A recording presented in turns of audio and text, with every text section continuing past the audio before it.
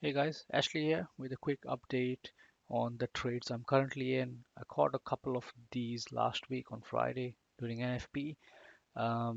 Left them where they were, and I want to manage them now. So Euro, I'm gonna leave it as it is because it's only 18 pips in profit, so nothing much to do there.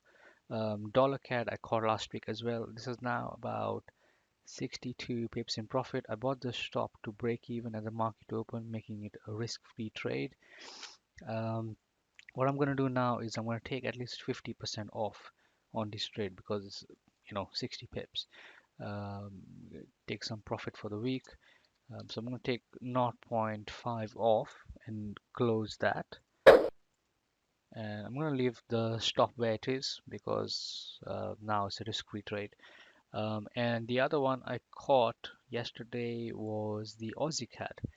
AussieCAD, this is a weekly trade on the weekly time frame, 200 moving average there, and the monthly 55 stop above it. Worked nicely. Caught it to the pip there, as you can see, and then AUD rate statement they've kept it the same, but they haven't changed much.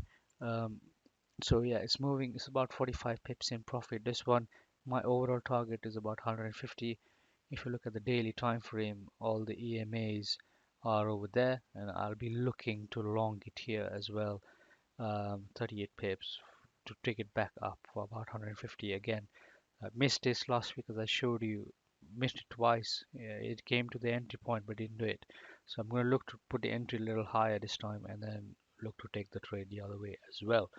All right, I'll keep you updated with these trades and see you later in the week.